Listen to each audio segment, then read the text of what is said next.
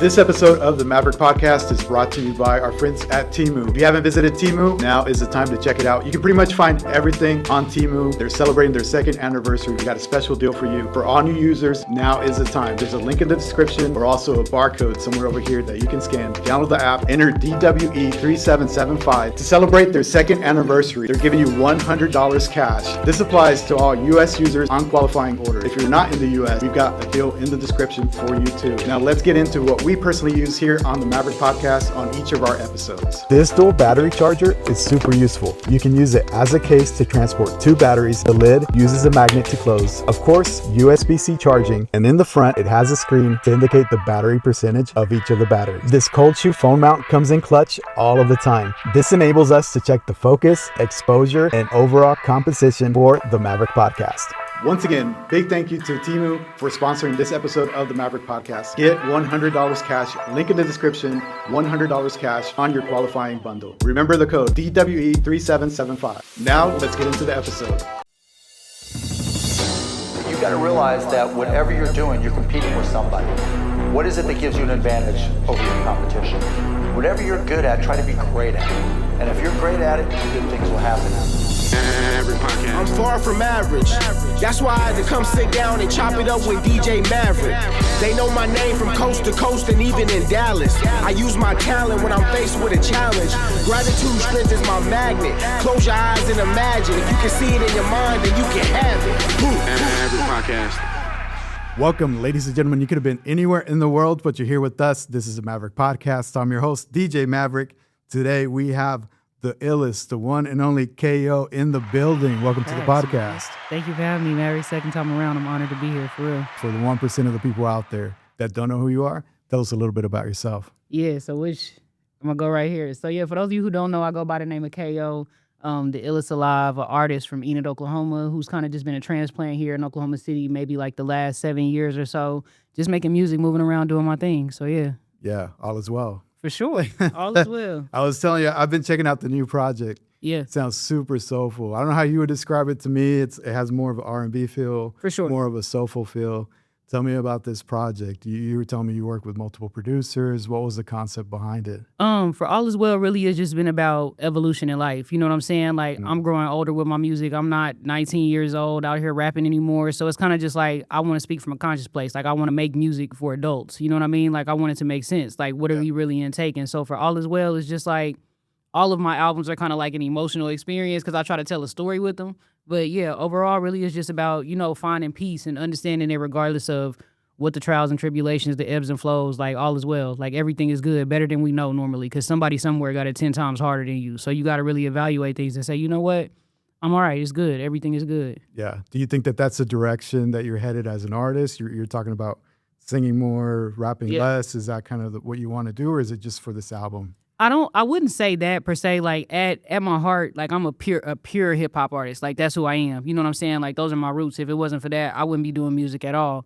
But I think just as I find my way in it, like the people, they flock more to the R&B. You know what I mean? And like in music, it's about what works, not about what I think works, but what the people are naturally gravitating to. So the R&B just works better. So for me, I'm just trying to experiment with that. But then also, I'm just free flowing with my music. Like whatever comes whenever I hear the sounds, that's what it is. I love that. I think people are just hungry for authenticity and they're hungry for something different, right? So you're actually singing and you can sing, and that's different, right? Yeah. I was talking on a previous pod about hip hop right now being a lot, super commercial. Yeah. And I think what you're doing right now with this project sounds different than everything that's out there. Yeah. So I think that that's a smart move on your part. But are you ever worried about alienating some of those hip hop heads that were used to rock with you? Nah. Okay. Not at all. I feel like the people who know me and know my work, like at some point there's always going to be a reminder that I'm that, like I am who I am. You know what I'm saying? Like any opportunity that I get to show you that I'm a nice MC, like I'm going to show you. Yeah. So it's like it's going to be there. Will it be the main focus? Sometimes maybe not, just for marketing purposes and what works for my music. Like by nature, you know what I'm saying? I got to go where the majority of the people are that buy into it, and then everybody else has to come along. You know what I'm saying? So if that's what's working right now, like I'm just flowing with it. You know what I'm saying? Like it's all quality music, so I don't feel like it's lowering the value or the quality of it. Like it all feels good. It's all good music. So I feel like you can debate on what you like or what you don't like, but what's good is good. There's no debating that. So yeah.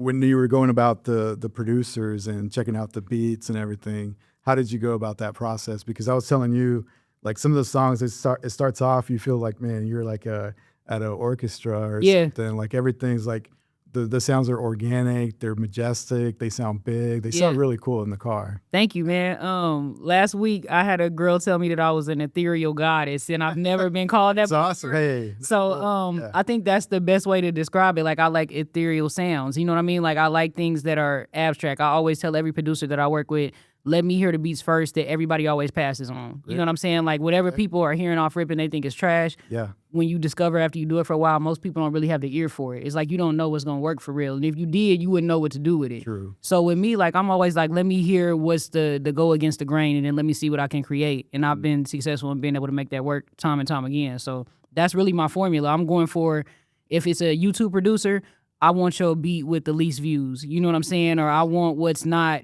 the main attraction. Like I want to take what nobody's really paying attention to and turn it into gold. You know what I'm saying? So that's how I look at it. That's an interesting strategy because most people would be like searching like Metro Booming type or something, right? Like they probably do the opposite of what you're doing. For sure. Yeah, but it sounds like you're finding some gems in there. I got to go against the grain. Like I want to stand out from the crowd every time. Like I want to do something that's not what everybody else is doing. And I think that's kind of how I win because like I don't really have a gimmick to sell you on. You know what I mean? Like you said, hip hop is commercial, but really the way that they're trying to sell it now is all murder, death, kill music. You know what I'm saying? Like that's not who I am as a person. So I make music for human beings. You know what I'm saying? Like people who go through life situations and go to work. This is music.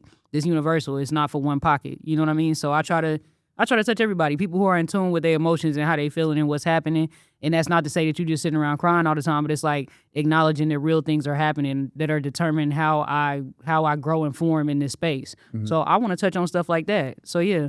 Okay. As far as features, I think I only saw one feature on the entire project, right? Yeah. What was the thinking behind that? You're like, this project is just for me. I've got some stuff to lay down or what? Yeah, I mean, it's not really with intention often. I think just because I'm naturally introverted, I don't reach to people. I'm not by nature a taker. You know what I mean? Like if I can show up and provide a service or do my part, I always want to do that. But I always feel like life is happening to all of us, and I don't want to add no stress to nobody's plate. So I don't ask for anything. You know what I mean? I just go do what I got to do. Yeah. But with this connection, the girl in the song Zai, she's an artist from Tulsa, like really a alien amongst humans. You know what I'm saying? Like I love anything that gives like. When we first found out about Erykah Badu, and it's like something that's extremely different. When she comes on the track and says, I was born underwater with $3.06, and nobody, like, what? At that time, it's like, what are you even talking about right now? We don't know what you're talking about, but we love the way that feels. You know what I'm saying? And Zaj is an artist that's like that. Like, she's real out of this world. You know what I'm saying? And like I said, everything that I do with my music is going against the grain. So I want the people who are out there being their own unique thing. So I came across her a few times at some shows that we did together, and it was just good vibes, good energy, and I'm really a fan of her art and what she does, so I always try to find a space to, okay, how does this work in the nature of what I do? So the energy was just good. We vibed together, we came together, got in the studio, and we put something together, and it's been really good. Like, the reception has been great on it, so yeah. Yeah, it's incredible. I even dig the rollout. So you started to do the rollout, and you had a photo shoot. Yeah. You know, tell me about that. Tell me about the process of the rollout, and what were you thinking with everything? People do music like aimlessly. They don't have like an end goal or there's no mission. People just kind of like wonder about. It's like I'll make something and throw it out and we'll see what's going to work. But it's like to be successful in this, you have to be intentional with everything that you're doing. Like for the purpose of marketing, for gaining fans, like to get people to take you serious, you have to care about your presentation and all of it. Yeah. So for me, like I feel like that all plays into it. The type of content that you're creating, the way that people get to see you in what environments. So I want to do like a real rollout. I want to give you singles. I want to give you music videos and lead you up to something. It's like this is going somewhere. And then when it gets there, that's going to be like the meat and potatoes. You know what I'm saying? I'm really an albums person. I'm not a single artist. I can't just give you a random piece of anything and say, take this, here it is. I have to tell a story with what I'm doing. So it was all just leading up to the album.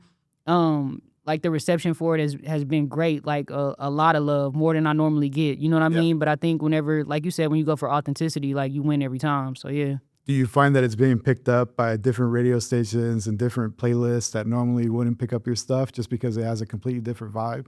I feel that way every album, to be honest. Like it's always a new collective of people, but I don't feel like any of my albums sound the same. Like the theme of them is always like an emotional roller coaster, but it's never the music that sounds like it's going a certain place. Like I did an album a couple years ago called International Not Local. That's the one that I came on that we talked about. And it was just a lot of house music, experimental music. And I was kind of concerned on how people would receive that. But it's like whenever you try something different, it's just, that's kind of my formula. You know what I mean? Like, what can I do that nobody else is really attempting to do? Yeah. Beyonce came with the Renaissance and made it like a mainstream thing, so where it's like, yeah, you have to embrace other genres. But it's like, that's what I want to do. You know what I'm saying? I want to do things that other people aren't doing. I don't want to ever be boxed in. Don't think that you know how I'm going to come or what to expect from me. It's like, you know that you're going to feel something. That's all that you know. How it's going to sound, we'll wait and see. But yeah. So how are you able to do that in the age of social media? It sounds like you're pretty in tune with your community, right? So how are you able to build that community so strong to where you're like, they're going to rock with me no matter what direction I take? I think people just want quality music. You know what I mean? Like, I don't get caught up in the hows or the whys. It's like, if in the new trend of music, like, you'll make the same song 1,000 times over and you may have a great 2 to 3 year run. It's an amazing career. I want to have a Tina Turner-esque career, like when I can be 50 and still come outside and a group of people care about what I have to say. You know what I'm saying? Like, amazing. So I just want to, I want to speak from the heart, from the core, like, and evolve with my music and grow with it. I want people to be able to identify with the things that I'm trying to present to them. I don't want to keep giving you the same washed up song over and over again. It's like, oh, I've heard this flow. I've heard this song. I've heard this story. It's like, no, I'm trying to constantly grow and evolve with my music. It's like, how can it be different every time? Like, I don't try to plan to hit you with the same thing to keep you. It's like, I'll keep the people who stay and the people who go, they just go. You know what I mean? So, yeah. One of the trends that I'm noticing in social media, I want to get your take to see how you feel about it, but it seems like followers and subs don't really matter anymore. Yeah. It's more about the algorithm. It's kind of going like the TikTok algorithm to where it's like content can go viral and it's going to get presented to everybody on the platform, regardless if they're a follower or not. Right? Yeah. So if you're building a community, of course you count on your followers, but now all of a sudden if followers don't matter, how do you feel about that? I think the TikTok range of, I love TikTok. Like, I'm a big fan of the TikTok and the Twitter algorithm to where it's like service to people you don't know. Like the For You pages, like it's just a bunch of random things that the algorithm is assuming that you may like. You know what I mean? Like, it's not themed to anything, so anybody could find you. You know what I mean? I don't want to go into, this is somebody who's intentionally searching for music. Like, if I just flow into your timeline because maybe somebody who's into fashion maybe put something of mine on a reel and that connects the dots in the algorithm for me to flow into your timeline. Like, I'm open to that. It's all about new discovery. So that's really what it's about for me. Like, that's what we kind of doing it for. It's unfortunate we got to fight with robots just to be seen. But yeah, I'm trying to get it into the hands of people who, you never know how they may feel about it, just to get the opportunity to show it to them. It's definitely changing. The other thing I'm noticing on IG, your captions are getting searched on now. So I don't know if you've paid attention, but now when you add a post, it'll have like a little search. Like TikTok, I saw that. So that's something to I don't know if you played with that as a strategy, but a lot of people use captions and they'll just put a bunch of random hashtags or something to try to go viral, but people are using it as a search. Right? So are you playing around with your captions and making sure that that's going to land people to where they need to be as well? I'm not doing great at it. I'm not gonna lie. Like, I'll get the most random tag on my video that don't have anything to do with anything. But it's like the algorithm. I found out that on TikTok specifically, like, if you post something and in the find related post, there's nothing in that search bar, the app doesn't know what you're doing. You know what I mean? Like, they don't know what this is. And 9 times out of 10, the app has no idea what I'm trying to do. Okay. So I'm still trying to figure it out. TikTok is like really the only app I haven't really learned how to navigate or how my music fits there, because it's like I don't make quote unquote dance music or like party music or music that's like a funny ha-ha moment. It's like my music is real conscious. Like, so I guess in a lane like that, it may come off as a little bit boring because it's not made for that. But I guess it's all creatively and how you try to roll it out there. I just haven't figured out a way to make that work for what I do. But I mean, I experiment with it just to see where technology is going, but I haven't really figured it out yet. Yeah, those are the two things that I'm noticing as far as trends, because a lot of people are still stuck in the old hashtags doing that sort of stuff. Yeah. But that's it doesn't work anymore. So something to play around with. You giving me a gem. So yeah, I'm glad to be in the know. Yeah, definitely. The other thing I wanted to talk about, a lot of people, social media, they always talk about the negative things, right? Yeah. I want to ask you, what's something positive that you've noticed as far as trends on social media, or something that new artists can even tap into? I think for me, what I really enjoy about social media, I'm one of those people who are in the numbers that are like, this is terrible and it is brain rot. It's doing some horrible things to us as humans. But the way that it makes the world so small, you know what I mean? Like, I can post a music video and previously like use hashtags to flow into somebody's timeline who wouldn't see it. Yeah. And it'll be a guy from Italy in my DMs that's telling me, hey, I went to go check this out. I enjoy this, whatever. It's amazing. Or a producer from New York that's like, I found this song through this, and then it came up on my Spotify playlist, and now I done listened to your whole album and I'm a fan. So it's like, I don't have the marketing budget to take it any further than where my timeline is, like, just to be transparent. So it's like hashtags and whatever the new trend is that in the algorithm, it's carried me a lot of spaces. Like, just by example, with people who will personally hit me directly, like, no, I like this. This is my song. This is cool. Like, buy into just the most random stuff, and it got to them in a crazy way that I wasn't even expecting. So I'm grateful for that part of it, how small it makes the world. Like, somebody in Italy can find you. Somebody in Africa. I found a producer in Africa and locked in with him over Instagram. So it's like, it makes the world real small. You feel like somebody's up the streets in a whole nother country. Yeah.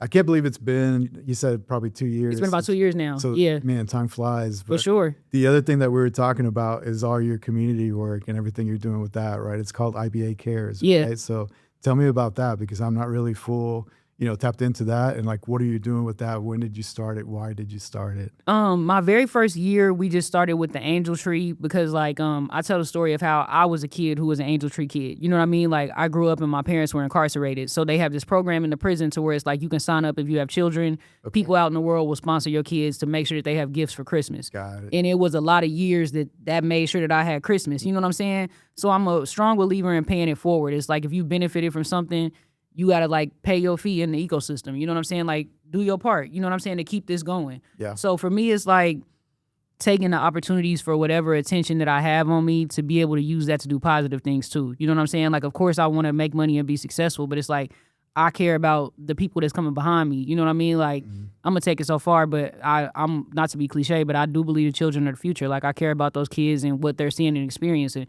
One of them might see what I'm doing and think that's cool, and that might spark something in them to go do whatever. So it's like, I want to be hyper-focused on that. I want to be able to give back to the people that's around where I'm at, even on a larger scale, like not just Oklahoma, but nationwide. So for me, it's about being able to use my platform to give back. Like, I was one of those kids, and if I can use this to be able to do that in return, I'm willing to get out there and rally for those kids to have Christmas. So I'm here for it. Got it. What are some of the ways that you're doing that? Are you doing that through art? Are you doing that through just, fundraising, gifts? Like, what are you doing? What type of strategy are you using for that? It's been fundraising so far. Like, it's me, I have 2 ladies on my staff. Shout outs to Ashley and Destiny. My barber, EJ, like, he has a shop that's his own shop to where he lets me set up that tree every year. Okay. And he's a guy who's like, he'll come in and they'll get their cuts, and he like, hey, instead of sending me a tip, take one of the kids off the tree. You know what I'm saying? So it's like a community of people that's coming together to, like, make it work.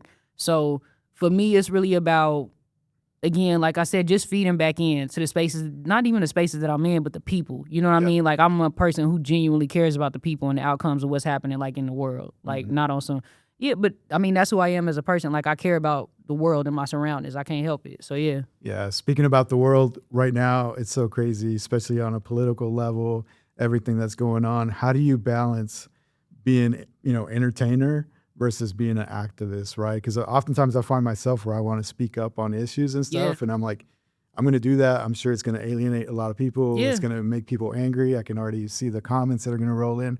How do you balance that? I'm one of those people that truly believe that the man who knows something knows that he knows nothing at all. You know what I mean? Like, I don't care if you vote red or blue. Like, the truth is in knowing that the people lose every time. You know what I mean? It doesn't matter which side you pick, we lose. You know what I mean? So debating each other about, it should be this, it should be that.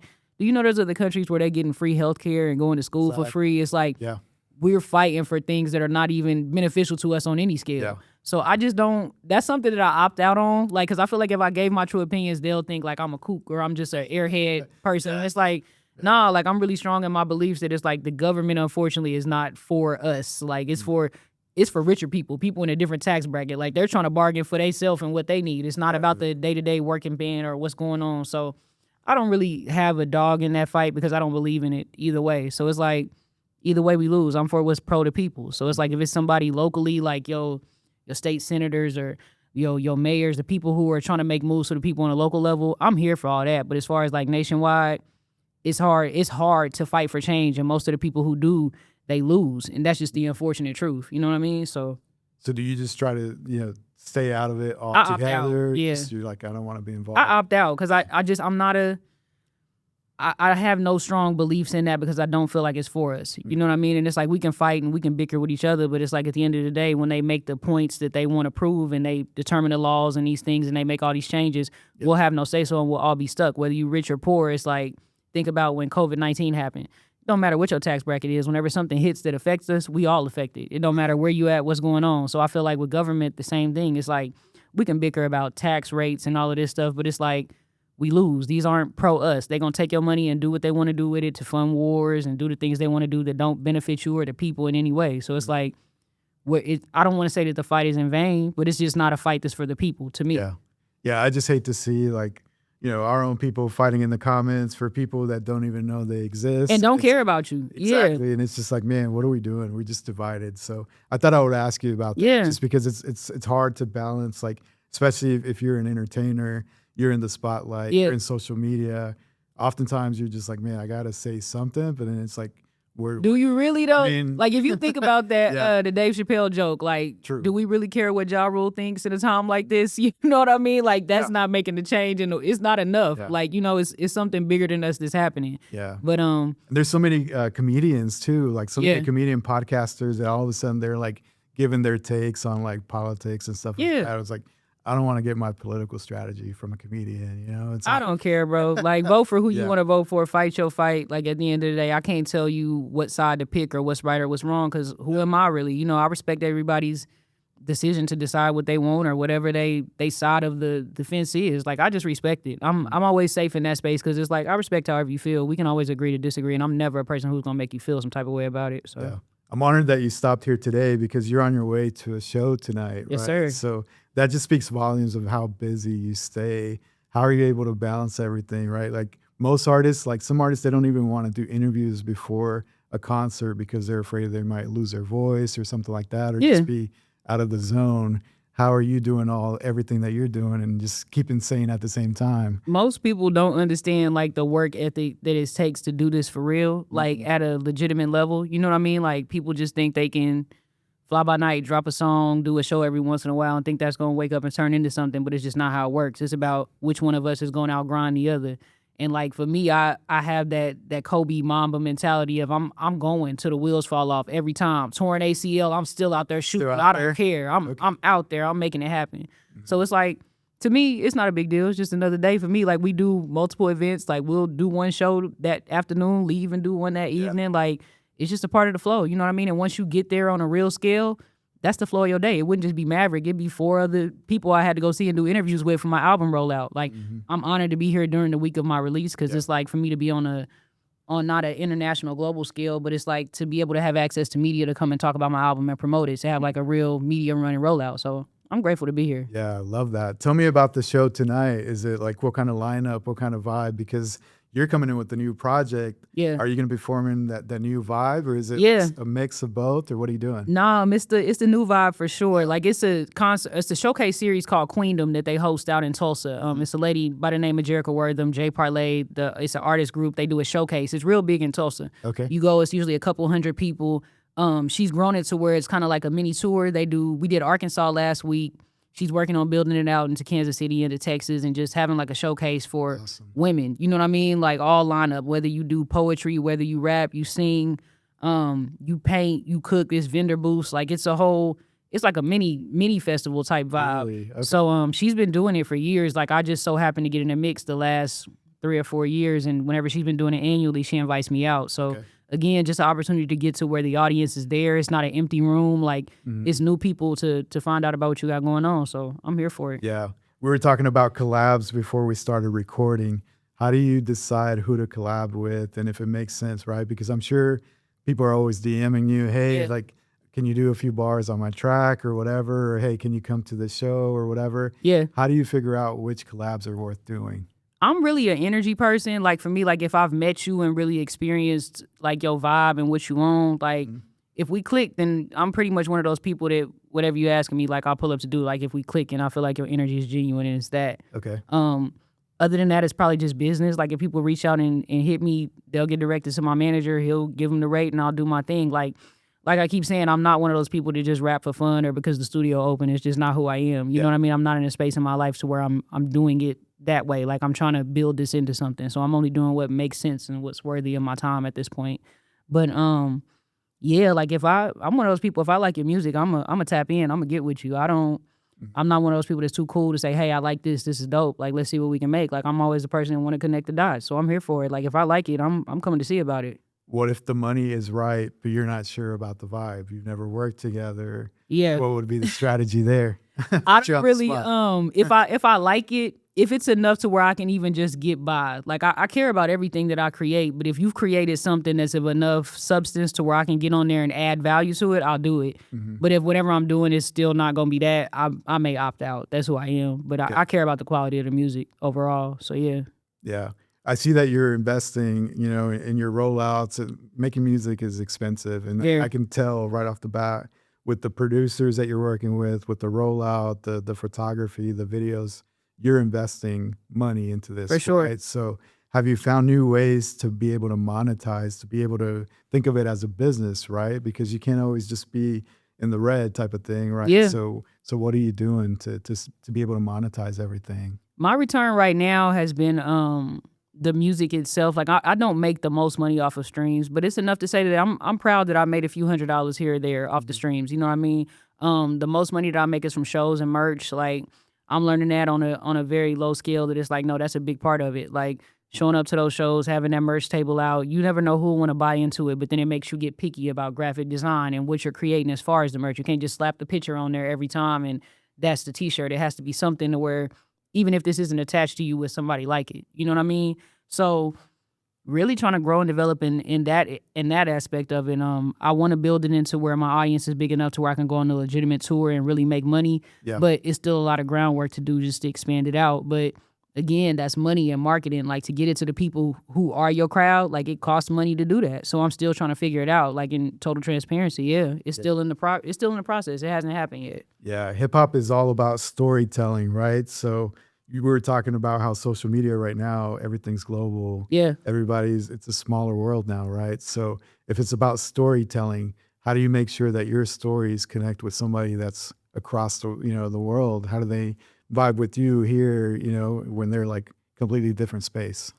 I feel like that speaks to the quality of the music. Like I think it was a documentary I watched about Wu-Tang or something, and they was like, we'll go over to Japan and do shows. They don't even know what the hell we saying, but they singing along every single word. Like we like the way that this feels. Yeah.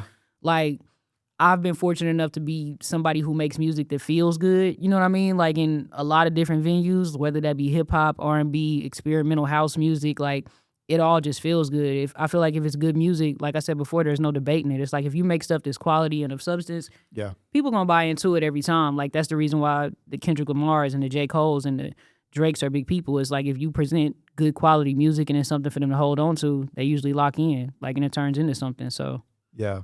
I think with this new vibe, I don't know how you're performing it, but to me, it's almost like you need a band to perform it. I don't know. You tell me, like, is that going to be a struggle or no? No, I mean, it's in the process. Like, I really understand that now, like, where I'm at creatively, like, with doing more of a singing approach, it doesn't hit the same over track. It has to be a band. Like, hip-hop, that works with DJs, but not in the R&B field. Like, they want an experience. So, next month, I'm going to be doing Norman Music Fest. I'll be doing the main stage. It's my first year getting to the main stage. Like, I've been doing Norman Music Fest for years, but I'll only like the smaller outside stages and the sidebars until you like really got something to give to the people. That's kind of just the flow of it. You gotta work it till you get there.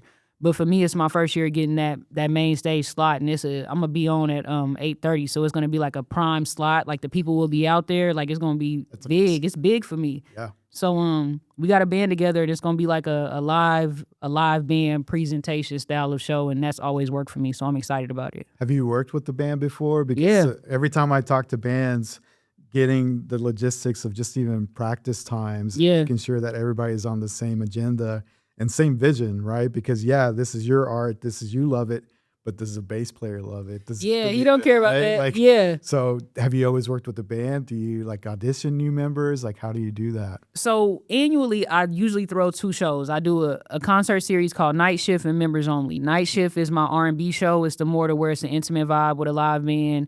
And the Members Only is like my hip hop show. So Night Shift is always the more successful show. Like people pack it out every year that I've done it. So I've worked with a band several times. I just, as far as the piecing together and getting the rehearsals on schedule and getting all the band members, I got to give that to my manager because he's a very organized communication type of guy. So he'll get everybody on one accord.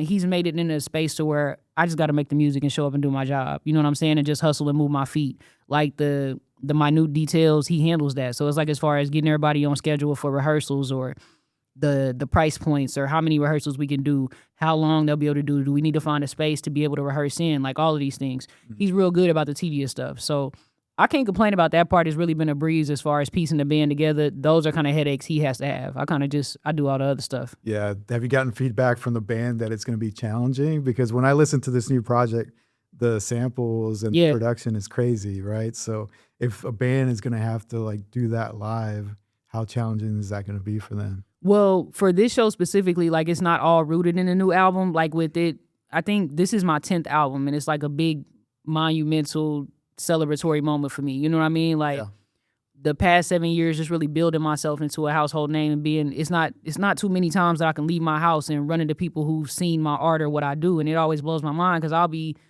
in my house pulling my hair out like, man, this shit is not working. I don't know who's seeing it, like what's happening. You know what I mean? But every time I leave my house, it's confirmation. No, people are seeing and identifying with what you're doing. Like, I don't know. I'm like a Q-list celebrity these days. You know what I mean? Like it's interesting to just see how it's blossomed. But people are really connecting with what I'm trying to do. So I feel like, you know, just going outside, doing the work, putting the pieces together, like it's for sure to just find its way at some point. That's how I'm looking at it. Okay. The album dropped digitally on the 28th, right? Yes, sir. Are you going to have like an official album release party or a listening party where people can meet up, you know, physically? Are you thinking about that or no? I mean, it's been in my mind. Like whenever I started the rollout and people started hitting me about a listening party and all this stuff, I was just like, to be honest, I guess I get so in the cycle of I don't think anybody's paying attention, so I kind of just do what I'm doing, and it's like people who come, they'll come. But I don't try to plan things that are based on this is rooted in whether or not you show up, like whether or not it's worthy. I don't want to do that, you know what I mean? But I'm learning that I could be very wrong and not knowing who my audience is or what they're going to do sometimes.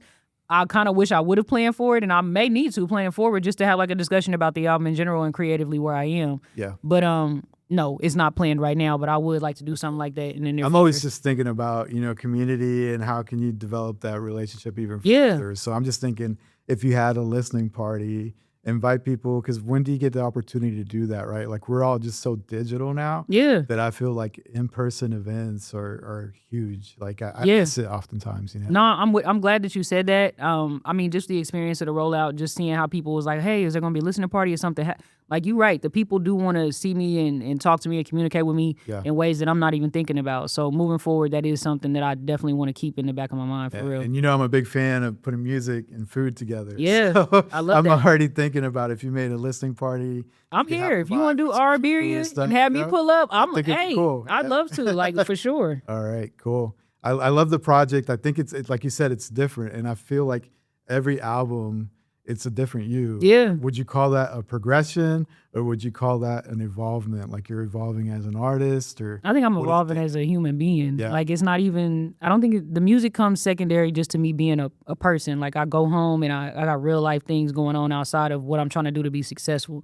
But I think if it's not evolving and I'm not growing with my audience, then what am I doing? Because at some point they're going to be tired and exhausted of me. Like if we're not growing and I'm not giving you something that you didn't get the last time, am I missing my mark? So for me, that's important. It's like I always want to make the music, give the music to the people, go live life a little bit and be observant of how things are happening, right? And then come back and do it all over again. But it's like, where are you now? Like I'm really somebody who is a deep overthinker. I'm always overanalyzing everything and looking at life and the way that I fit into the fold of it. So that's important to me. And I think that's important to a lot of people, but it's not the coolest part to operate of yourself from. Like most people, it's too cool to really tell you how they feel or what they're going through. But for me, I think that's my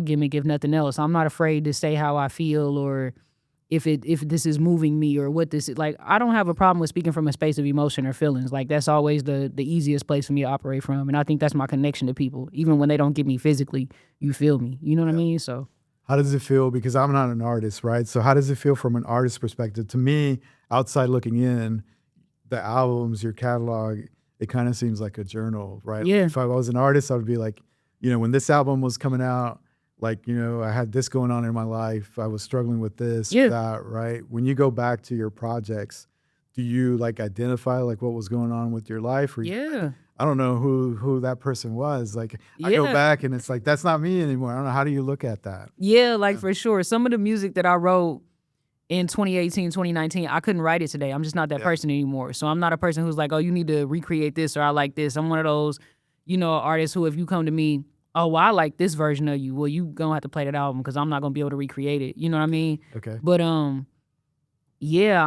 constantly evolving and growing, and I want to operate from where I am in the here and now. And I think some of my favorite artists have done that too. Like I'm a huge Jay-Z fan, and I feel like if you watch the trajectory of his music from Reasonable Doubt to currently, you see him evolve from a young man to a grown adult man. You know what I mean? Like just transitioning through life with real problems. So it's like, I feel like that's how it's supposed to be whenever you make real art. Like, how are you growing and evolving in that? And some people just aren't because by nature, music may not be your calling. You just opting in because it's something easy to do.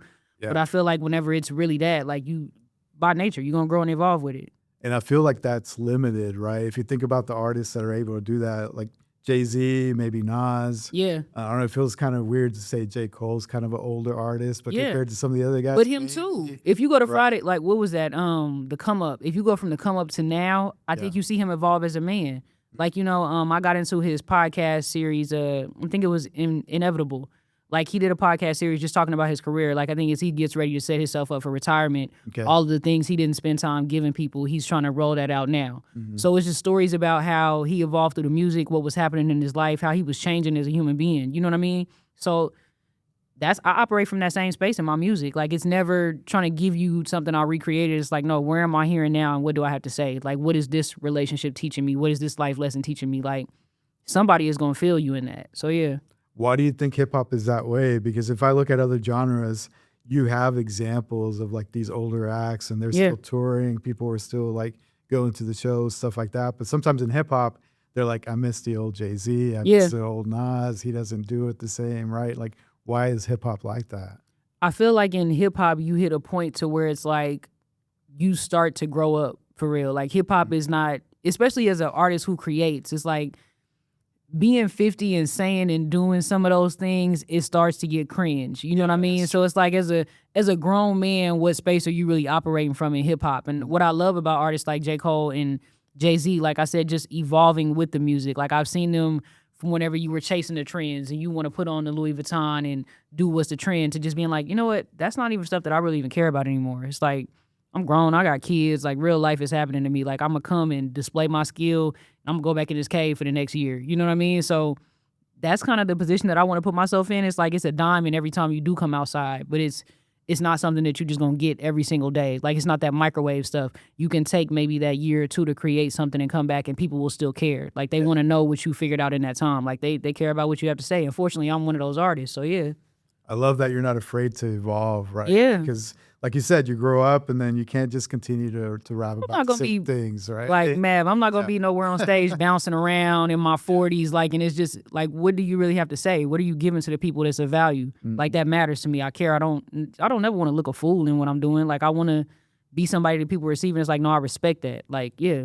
Yeah. So you got the Norman Music Fest. Do you have any other shows lined up that you're working on maybe a mini tour or something here for this new rollout? I think I'm going to do my night shift 4 this year. I didn't get to do it last year. Like I said, the budget as a musician, trying to put things together. Like you got to fund the venue, the band. You got to pay for rehearsal spaces. It's like, it's not as easy like just to breeze through, like just show up with a DJ in any hole in the wall venue and do it. It's like to present it a certain type of way. Mm-hmm. It costs money. So I think this year I'm going to do my 4th night shift. I think it's time to connect with the people and have like an intimate show and really just give I love the show because I can give the storyline of what's been happening, like for me to get to this. You feel me? Yeah. So people really buy into the experience of you. You know what I'm saying? So I'm looking forward to that show. I think from what this album's doing is going to invite a lot of other opportunities, like people from different walks of life that are just intrigued by what I'm doing. It's like, hey, I'd like to see how that looks in this room. You know what I mean? Mm-hmm. So just going out there to experiment and seeing where it takes me. But there's stuff that's in the talks, but until it's official, I don't, it means nothing until it's real. You know what I mean? So. Yeah. What was the creation process for this album? How long were you working on this album before you said, okay, it's done, it's official, we're about to roll out? maybe 2 years. I was writing a song here and a song there, and I was actually building towards a different album, but I didn't have the budget to make that what I wanted it to be. You know what I mean? So I'm like, but I still have to feed the people in the meantime.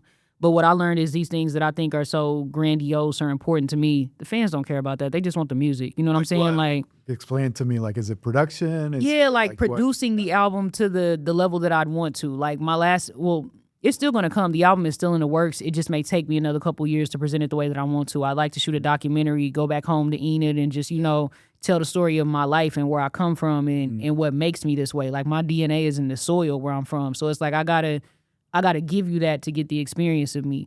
Like I think that would be like my Section 80 album. You know what I mean? The one that introduces me to the world, that helps me transcend. But it's like to do that is going to take a budget. Okay. So right now I'm just trying to feed the people. You know what I'm saying? Like keep it going, still keep making quality music as I build and try to get the funding to make the album that's that album. You know what I'm saying? I wish it could have been this one, but it didn't pan out like that. But I'm still happy with what this turned into with what I had. Like even down to the cover art.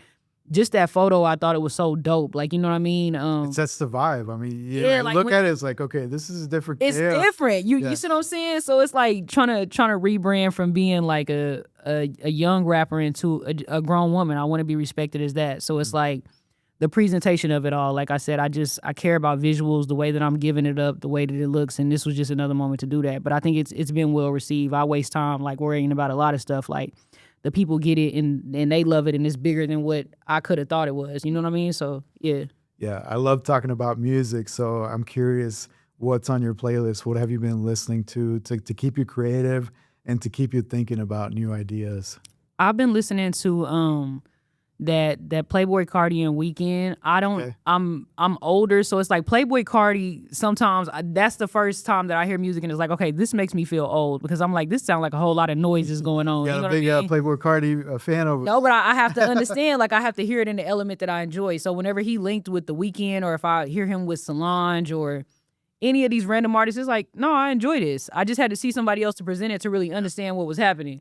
But I like Playboy Cardi. I've been listening to that. But sonically, the production and the distortion, that's a lot to take in. If you're not familiar with that type of it sounds like it's a lot going on. You're like, what is going on, right? But it's different. But it's a vibe. I think, it was a time to where the hip-hop that we probably thought was cool, our parents looked at us like, what is this? This is noise. What is this? This is trash. Like, Or I remember music, Nirvana or something, right? That you find it, it's like if they don't understand, it's like I don't know what that is. But I never want to be like a person who's knocking it or saying it's not that, because I think that all different types of music work in different environments for different people. It's like you may not get Sexy Red if you catch her on a whim, but if you hear it in the strip club or in those environments, it sounds like the most amazing thing you ever heard. You know what I mean? So it's different music for different environments. So I don't nitpick or say anything is bad because everything works somewhere. You know what I mean? So yeah.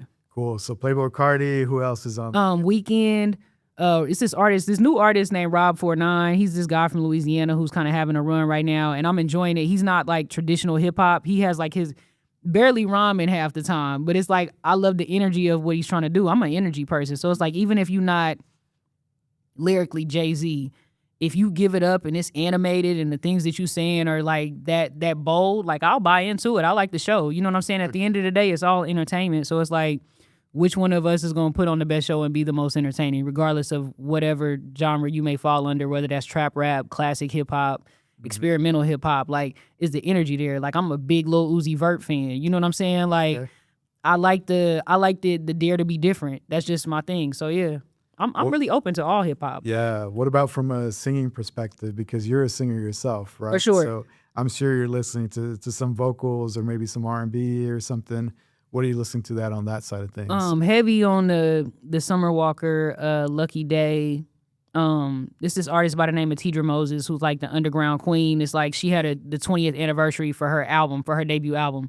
And like that album came out like when I was a kid, and I just fell in love with her writing style. I didn't but I didn't experience a lot of music where artists were as transparent and vulnerable and their music is that. Yeah. Like she operates from a space to where it's like I'm strong, but I'm not afraid to tell you that I'm hurting. You know what I'm saying? Or that this bothers me, or how this molded me, or gave me strength. Like real life, if my mom is sick, or she had this song on her album one time about her mom passing away. And she was going to sing at the service, and somebody in the family had like audio recorded it. It was like a trailer on the album, and I thought it was so cool. But Yeah, a lot of old school R&B. Like I always want to hear some Isley Brothers, like the Commodores, classic stuff that just like makes this era of music. I feel like to understand why things are good, you have to know the stuff that came before you that was good. So I'm a get in a Stevie bag, Earth, Wind and Fire. Like I'm a go in search of those things that I feel like developed this into what it was into. 90s R&B, SWV, Missy Elliott. It's certain things that will just forever be in my rotation for the quality of music that they make. So I bounce around a lot. I never get caught up in what's new and trendy. It's like I play what feels good to me. Mm-hmm. Yeah. Yeah, I've been listening to a lot of Jessie Reyez. I don't know if you've listened to Jessie Reyez, but she's an artist that I've seen the involvement from her. From when she came out to her new album that just dropped, it sounds completely different. And you can tell that she's like more grown and she's like singing more. So then you get it, like the evolution in it. Yeah. That's cool. The cool thing too is like she did a collab with Lil Wayne. And you could tell that she was fanning out because she was like Lil Wayne. And hey, that's still cool. Like, you know, she doesn't think herself as that big of an artist to where like, oh, I'm too cool. Like, no, she's like, I'm still like a fan of Lil Wayne. I can't believe he's on this track with me. That was pretty cool to see. I don't think I never want to lose that. I always want to be like a fan of the art and the things that I love. But I'm also one of those people who's like, don't meet your idols because it may ruin the things that you love. It's like, you know, like I love Jay-Z dearly, but if I never meet him, I'm okay with that. Because if I meet him and he's rude and it's like, I love this music so much, you're going to ruin the things that made me want to rap. Yeah. So it's like, no, but I'm for that. Like those artists work hard to create those legacies. Like whenever you realize what goes into really being a long-term like artist, it's a different type of work. You know what I mean? Like Beyonce is not just Beyonce because of the funding and the backing. It's like she worked her ass off to be Beyonce. Yeah. Like you can't imagine the hours that go into that and the damage that does to your body physically, your vocals, all of that.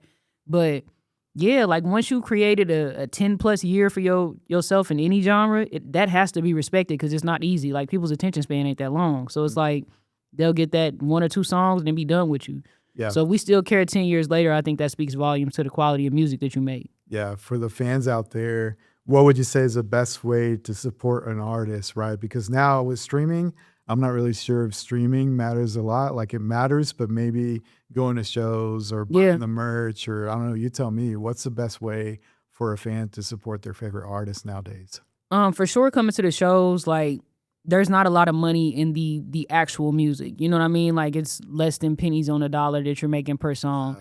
Like I'm one of those people that's like, hey, if you want to support the album, go in there and buy it. Go to iTunes and purchase so they can get the whole $10, like versus getting these pennies for each time that you play it. Yeah. People don't really buy music anymore, so it's a hard sale. People often talk about direct to consumer, but that's not easy either. Like to get people to go off of the convenience of their phone and go to another website just to hear your album. Right. People gonna opt out a lot of the time.